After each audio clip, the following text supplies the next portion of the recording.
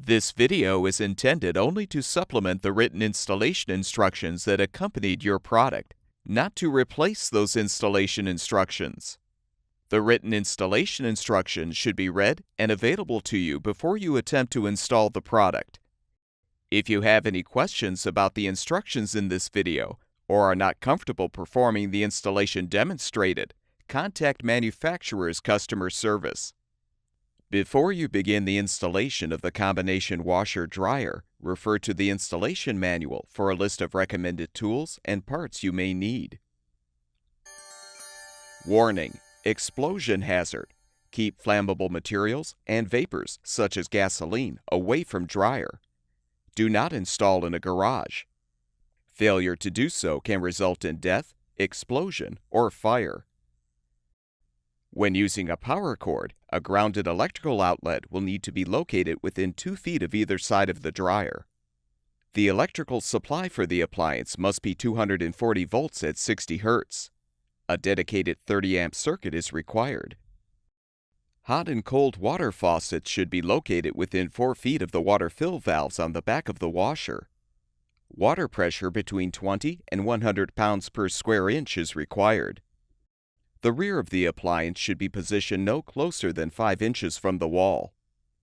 If installing the washer-dryer in a recessed wall space or closet, allow for at least 1 inch of space on the sides and top of the appliance. There should be enough space to allow the dryer door to fully open. If a closet door is used, the door should be louvered or space left at the top and bottom of the door to ensure adequate airflow. The drain system can be installed using a floor drain, wall or floor standpipe, or a laundry tub. The top of the standpipe or laundry tub should be at least 39 inches from the floor, but no higher than 96 inches from the bottom of the washer. Warning: excessive weight hazard. Use 2 or more people to move and install washer-dryer. Failure to do so can result in back or other injury. To avoid floor damage, set the washer-dryer on a piece of cardboard and gently slide the appliance close to its final location. Pull the yellow shipping strap firmly to remove it from the rear panel. Next, remove the hang tag and pin from the vent pipe. Cut the shipping strap where indicated and discard the end with the cotter pins. Now tilt the washer-dryer forward and confirm that the 2 rear self-adjusting leveling legs can move up and down freely. If the front leveling legs are uninstalled, thread a lock nut onto each leg to within 1 inch of the foot base. Now prop up the front of the washer-dryer with a wood block or a similar object to support the weight of the appliance. Screw the legs into the threaded holes at the front corners until the lock nuts touch the base of the washer.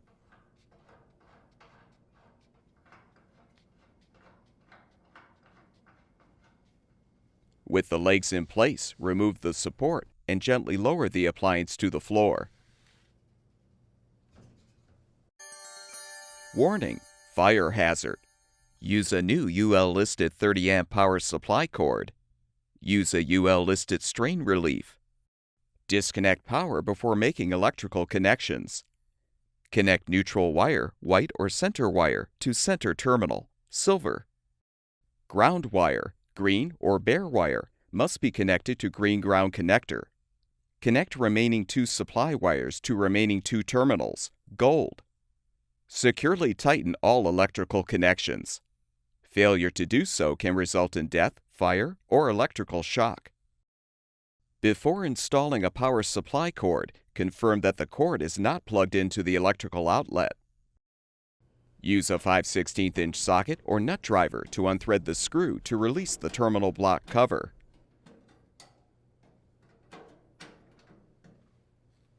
Next, use a Phillips head screwdriver to unthread the screws from a 3/4 inch UL-listed strain relief.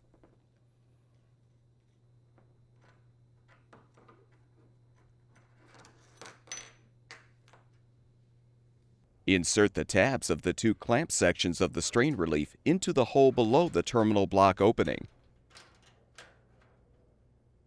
Thread the screws to hold the two clamp sections together.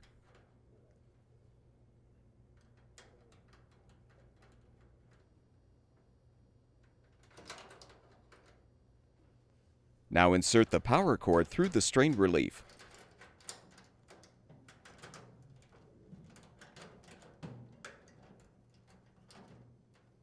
When installing a 3-wire power cord, unthread the center terminal block screw.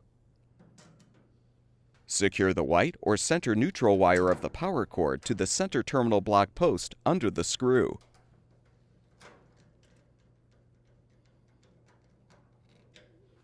Connect the remaining wires under the outer terminal block screws.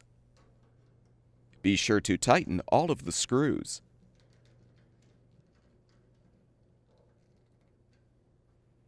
When installing a 4-wire power cord, first remove the neutral ground wire from the external ground conductor screw.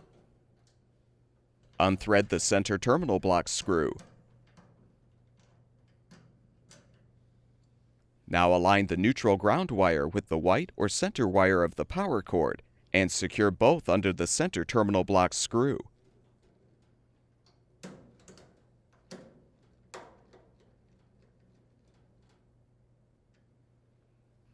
Next, secure the power cord grounding wire under the external ground conductor screw.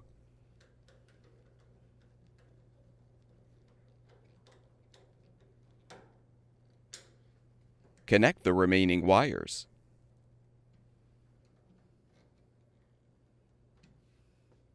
With the power cord in place, tighten the strain relief screws to secure the cord.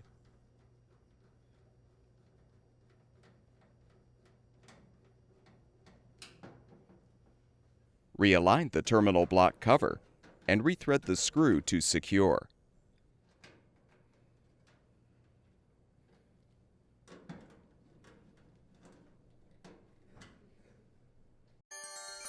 Warning: fire hazard.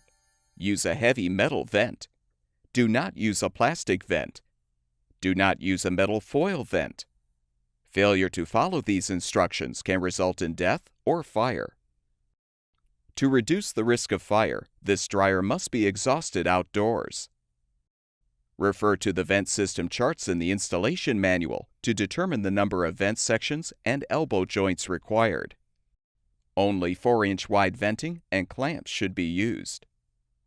While 45-degree elbow joints will provide better airflow than 90-degree elbows, the goal should be to use the fewest number of elbows and turns as possible for the venting to reach the outside of the home.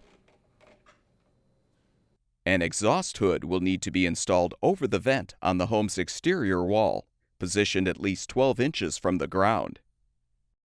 Next, confirm that the washer drain hose is the proper length and use tap water to wet the inside of the straight end. Using pliers, place the double wire clamp over the straight end of the hose a 1/4 inch from the end. Open the clamp and twist the hose back and forth while pushing it onto the drain connector. Continue until the hose contacts the rib stops on the cabinet, then release the clamp. When using a floor drain, the drain hose form will need to be removed. Otherwise, place the form and hose over the side of the laundry tub or into the standpipe. To avoid siphoning, no more than 4.5 inches of the drain hose should be inserted into the standpipe. The hot and cold water inlet hoses should have new flat washers inserted into both ends. Thread the hoses onto the water faucet ports by hand until snug. Use pliers to tighten the couplings an additional 2/3 turn, but avoid over-tightening.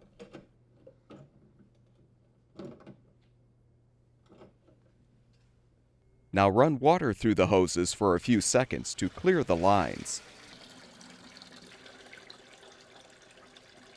Attach the hot water hose to the bottom inlet valve on the washer. Use pliers to tighten the coupling an additional 2/3 turn. Repeat to connect the cold water hose to the top inlet valve.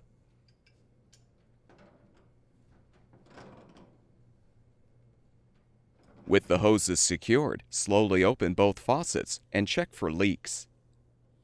To reduce the risk of hose failure, we recommend replacing the hoses every 5 years.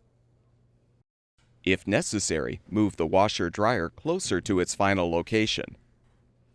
Use the shipping strap and hang tag pin to secure the drain hose to the laundry tub leg, the standpipe, or, if applicable, to the inlet hoses.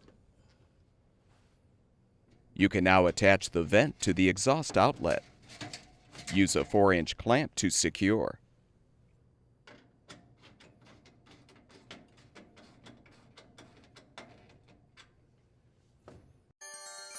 Warning: electrical shock hazard. Plug into a grounded 3 or 4-prong outlet. Do not remove ground prong. Do not use an adapter. Do not use an extension cord. Failure to follow these instructions can result in death, fire, or electrical shock.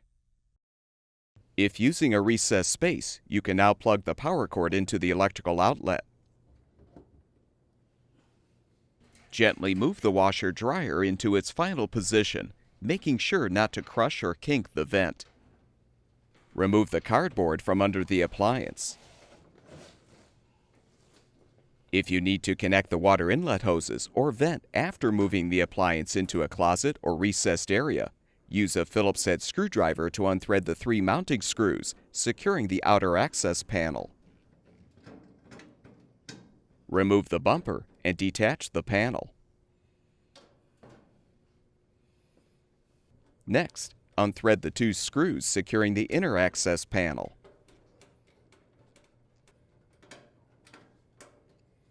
Remove the retaining clip and cover, and you can access the inlet hose ports and the vent exhaust outlet.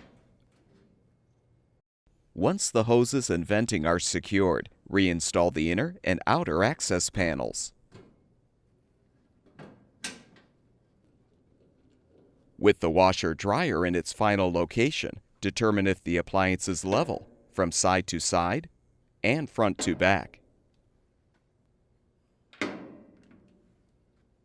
If the washer-dryer is not level, support the appliance. Then rotate the leveling leg or legs clockwise to lower the appliance, or counterclockwise to raise the appliance. Confirm that the washer-dryer is level, and all 4 feet are firmly in contact with the floor. Then use a 9/16" wrench or an adjustable wrench to tighten the lock nuts against the washer base. Now that it's properly leveled, the washer-dryer should be ready for use.